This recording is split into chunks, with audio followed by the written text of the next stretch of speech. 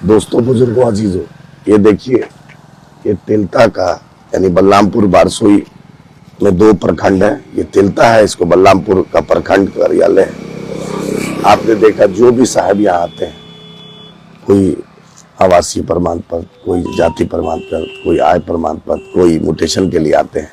यही ये जरूर आपको प्रखंड कार्यालय है, आम लोगों को फायदा पहुंचाने के लिए है। यहाँ पे बीडीओ साहब, सीओ साहब और सभी पदाधिकारी बैठते हैं। लेकिन ये ऐसा कार्यालय है जो जहाँ पे बिना घूस के कोई काम नहीं होता है। इसी की लड़ाई बलरामपुर बारसोई की। या म्यूटेशन कराइए तो घूस दीजिए, आरटीपीएस सेंटर में घूस दीजिए, हर दिन वीडियो भी आता है, लेकिन अफसोस कोई सुनने वाला नहीं है। बलरामपुर बारसोई वालों, आप ही इस रोड से आते हैं, आप ही यहाँ आते हैं और आप ही परेशान होते हैं। आपके बच्चे, आप मेहनत करके दिल्ली, बॉम्बे या दूसरे जगह कमाते हैं, बिजनेस करते हैं, कारोबार करते हैं, खेती करते हैं, सब कुछ करते हैं, लेकिन ये दिखने में तो आपको प्रखंड कार्यालय सरकार का लगता है।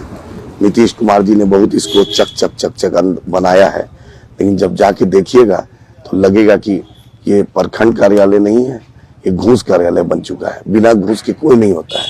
एमएलए साहब मस्त रहते हैं, अपना शिवानंदपुर में रहते हैं, आते हैं, सीओ की, बीडीओ की कुर्सी पे बैठ जाते हैं, पब्लिक से सुनना नहीं। अभी चुनाव नजदीक आ रहा है तो 2-3 महीना से प्रमुख साहब को, समिति साहब को, मुखिया जी को, मेंबर साहब को बुलाना शुरू कर दिए।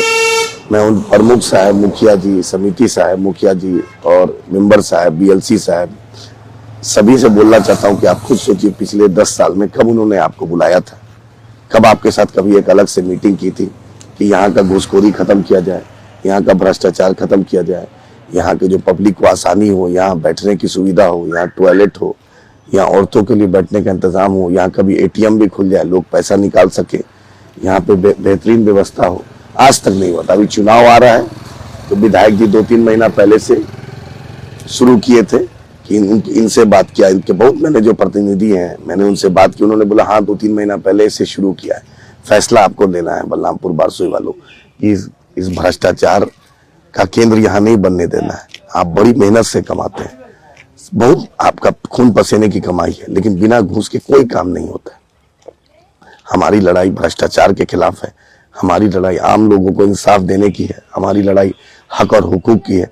हम चाहते हैं बलरामपुर बारसोई में विकास हो, तरक्की हो, उन्नति हो, प्रगति हो, डेवलपमेंट हो, खुशहाली हो। यही हमारी लड़ाई है। जो भी पदाधिकारी आते हैं वो भी सरकार का शपथ लेते हैं। नीतीश कुमार के राज में आम लोगों की स्थिति बद से बदतर हो गई है।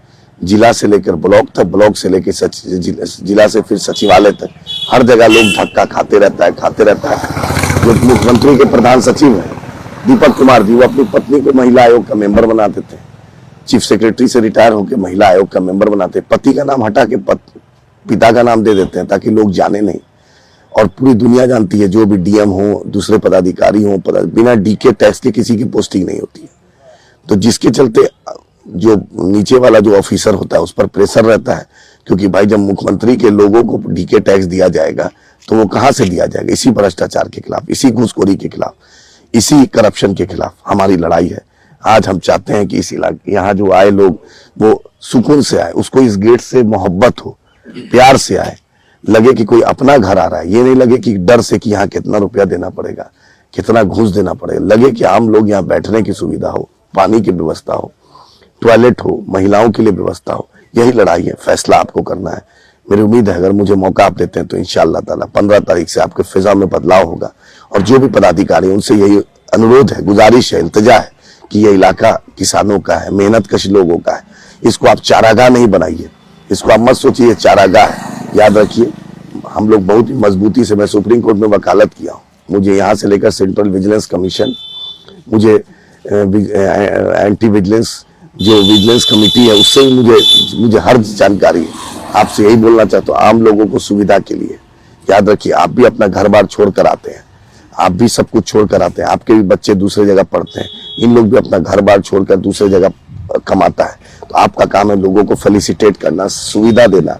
तो ये केंद्र आम लोगों की सुविधा का केंद्र होना चाहिए, मदद का केंद्र होना चाहिए। क्योंकि मैं खुद प्रशासनिक पदाधिकारी का बेटा रहा हूँ, मैंने देखा है कि मेरे वालिद मोहतरम ने किस तरीके से लोगों को मदद की, चाहे कस्बा में रहे, जहानाबाद में रहे, अमोर में रहे, बेनीपट्टी में रहे, बेतिया में रहे, सिवान में रहे, गोपालगंज में रहे, पूर्णिया में रहे, जहां भी उन्होंने पद धारण किया है लोग ने उनकी वाहवाही की, तारीफ की, उन्होंने जिस खुलूस और मोहब्बत से लोगों की उन्होंने मदद की, 15 साल 20 साल बाद भी लोग जिंदा जावेद नाम याद रखता है। तो जो पदाधिकारी, उनसे ऐसा कुछ कीजिए कि आने वाली नस्लें आपको याद रखें।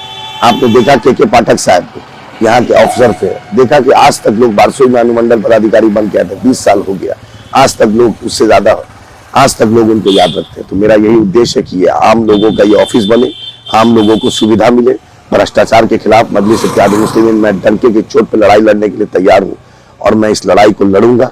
आपसे यही अनुरोध है, वोट की ताकत से बड़ी कोई ताकत नहीं, वोट दीजिए, वोट का चोट दीजिए और यहाँ से पतंग उड़ाइए। शुक्रिया।